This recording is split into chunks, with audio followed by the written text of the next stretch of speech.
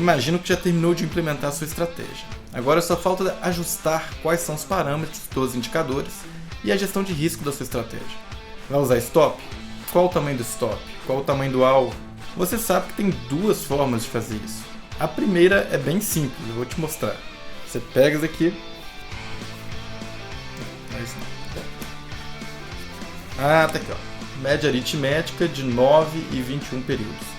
São os valores que eu vou utilizar na minha estratégia. Como eu não sou muito adepto a este tipo de abordagem, que é bastante popularizada, eu vou falar sobre a segunda forma, que é otimização. Então solta a vinheta, que a gente não tem tempo para perder. Casa de criança. Tem muito material cenográfico. Meu nome é John, da NeoTraderBot.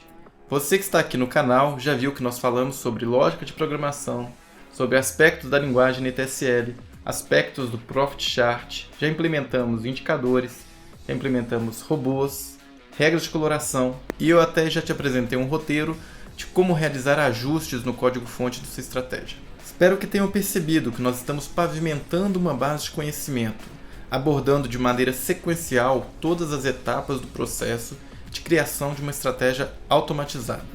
E eu tento trazer sempre, além do conteúdo prático, também o conteúdo teórico, para que você entenda o que está fazendo e absorva da melhor maneira possível o que de fato é importante. Assim, nós poderemos nos lançar a voos muito mais altos. Antes de avançarmos com o conteúdo, vou fazer um jabá de 15 segundos sobre o e-book gratuito que lançamos na comunidade NeoTraderBot, chamado Como Programar Robôs no Profit Chart, cujo link está aqui na descrição. Este e-book recomenda uma trilha de conhecimento para que qualquer pessoa possa criar uma estratégia começando do zero, mesmo sem conhecimento prévio de programação. É claro que aprender envolve esforço e a trilha de conhecimento vai apenas indicar o caminho para que a jornada seja mais agradável, eficiente e otimizada. Nos próximos dias, vamos lançar também um e-book sobre implementação de gestão de risco em código-fonte, voltado para o público intermediário. Inscreve-se aí no canal para não perder o lançamento. Voltando ao tema, já que otimizamos a trilha de conhecimento, agora vamos otimizar a nossa estratégia automatizada. Se você pesquisar sobre otimização no YouTube, vai encontrar diversos vídeos. Vai ver muita gente falando sobre como fazer a otimização da maneira prática. Qual plataforma utilizar, onde clicar. Isso é útil? Claro que é útil. Eu mesmo aprendo muito por aqui. Mas eu acho que na comunidade NeoTraderBot nós podemos e devemos ir além. Então eu vou fazer diferente. Eu vou falar neste vídeo aquilo que eu não vi em lugar algum. E olha que eu assisti bastante vídeo. Então fique até o fim para não perder a linha de raciocínio.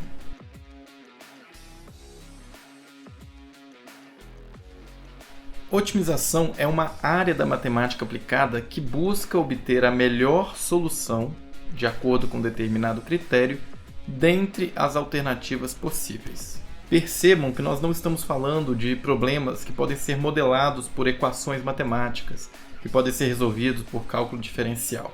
Estamos então falando de problemas os quais não conseguimos modelar em equações matemáticas. Ou mesmo que tenhamos essas equações, não conseguimos resolver por cálculos de forma matemática. Nos resta então os métodos numéricos, ou então o resultado de simulações, dado um conjunto de variáveis de entrada. Para ilustrar isto um pouco melhor, vamos pensar um exemplo fora do mercado financeiro. Imagine uma companhia aérea que precisa comprar aviões. Eles sabem que possuem X trajetos distintos e uma agenda a cumprir de horários. Ainda sabem que um avião deve parar a cada Y voos e quando para manutenção preventiva, ele deve ficar Z dias parados. Dada a demanda de voos, o problema de otimização seria calcular a quantidade mínima que essa companhia aérea deve ter de aviões.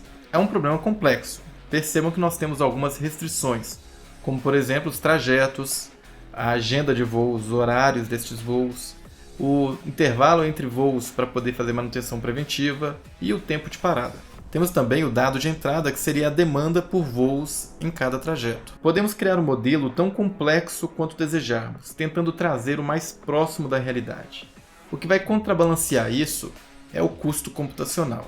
Vamos ver isso daqui a pouco no vídeo. Agora, contextualizando para o mercado financeiro, especificamente as estratégias automatizadas, Percebam algumas características do problema de otimização. Nós não temos fórmulas matemáticas para calcular o resultado de uma estratégia automatizada. Ainda bem que podemos simular a execução da nossa estratégia automatizada em dados históricos, utilizando informações de variação de preço e volume negociado, como é o caso do modelo OHLCV. Podemos ter dados com maior ou menor frequência.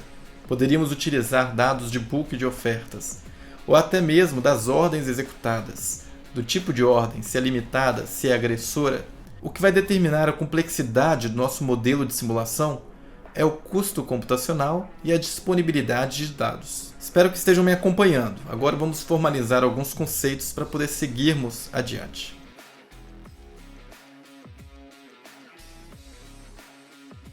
Espaço amostral ou espaço de busca. Cada área de conhecimento dá um nome diferente para uma coisa que no final das contas é a mesma. O que importa então é o conceito. E o que é o espaço amostral? É o conjunto de todas as possibilidades de valores para as variáveis de entrada de um modelo. Ou seja, são os graus de liberdade do modelo no caso da nossa estratégia automatizada.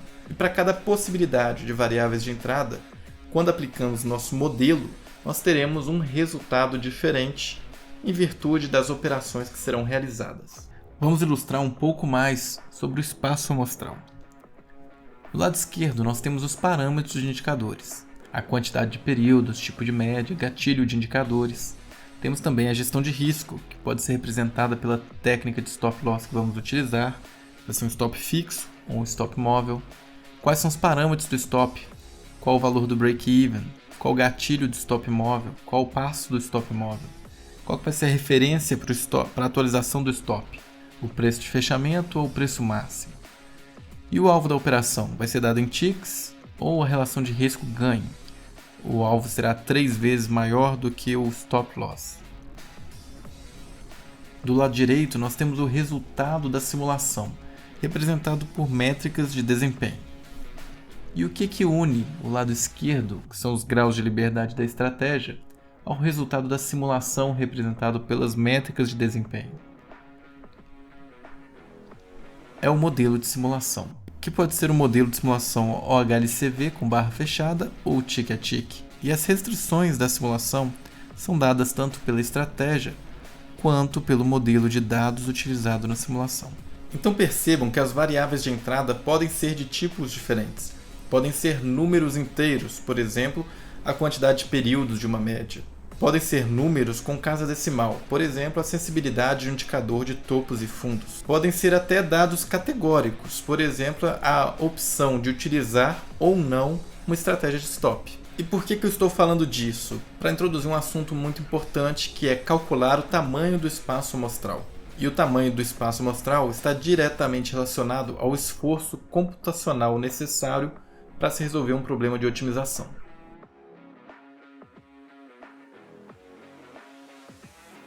Esta parte do vídeo vai te fazer lembrar um pouquinho das aulas de matemática quando aprendemos sobre permutação. Para cada variável de entrada do modelo, nós precisamos definir quais valores nós iremos simular. Por exemplo, para variáveis que são números inteiros ou reais, nós temos que definir o valor inicial, um valor final e o passo no qual iremos variar o valor desta variável até o valor final. E é preciso ter um pouco de cuidado na hora de definir o valor inicial, final e o passo para poder ter algo que seja significativo. Vou te dar um exemplo concreto. Por exemplo, se você tiver um stop e você vai simular o valor inicial do seu stop, e você vai definir um passo no qual resulte um stop com 1,37543. Não tem sentido nenhum fazer isso, porque você não vai refletir esse tamanho de stop no preço do ativo. Os ativos como ações têm apenas 2 casas decimais, e os outros ativos, como por exemplo o dólar e o índice, vão parar no máximo na primeira casa decimal. Essa precisão numérica não faz diferença alguma, então talvez seja melhor você definir um passo, por exemplo, de 0,1.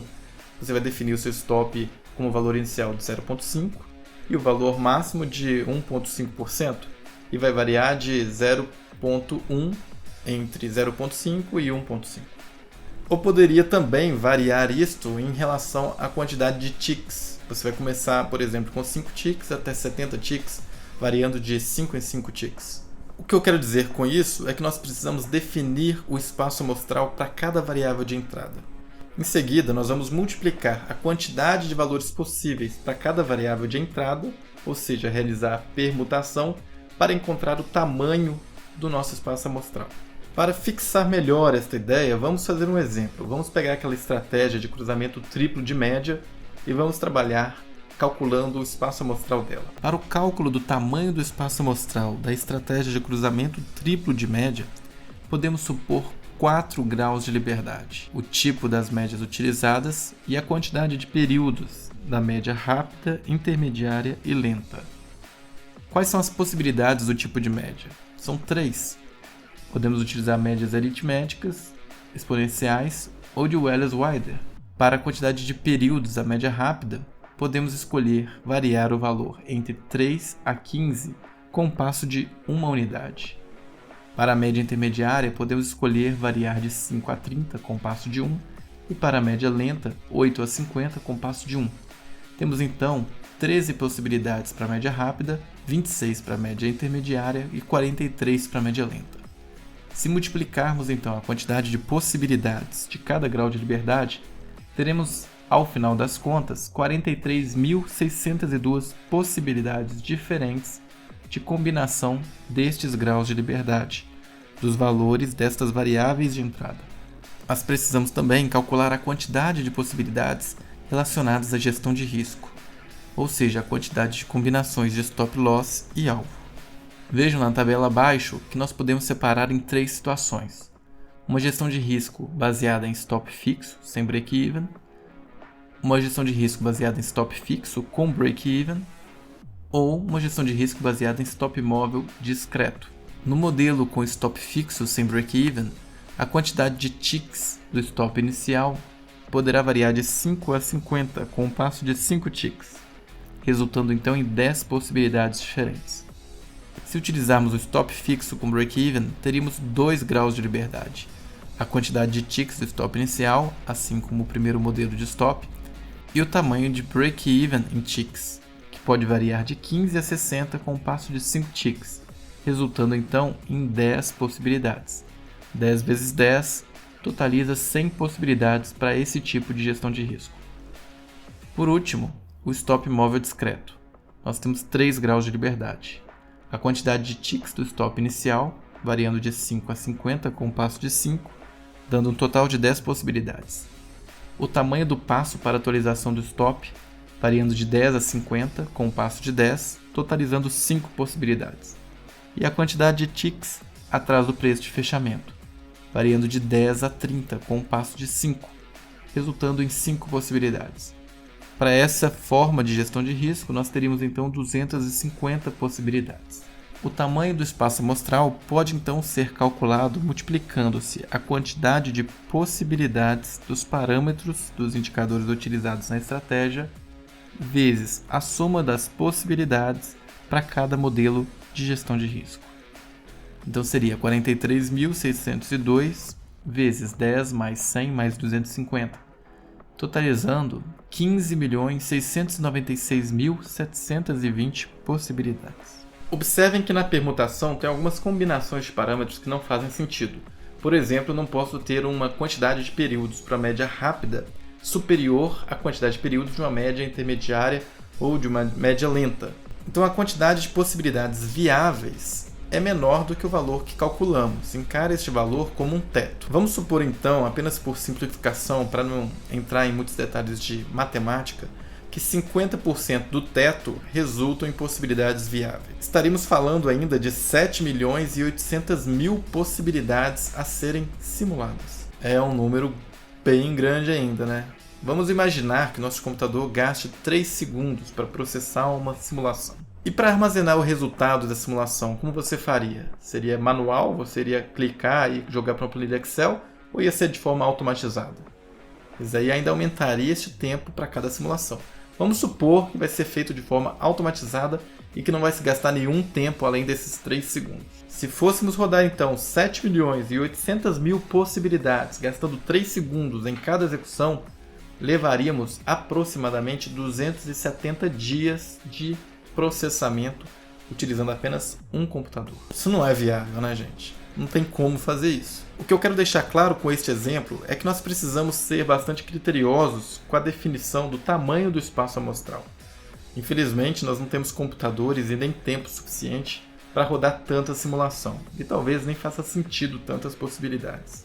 Se precisamos executar 7.800.000 simulações do nosso modelo, esse é um assunto que nós vamos ver no próximo vídeo. Por hora, vamos falar sobre função objetivo.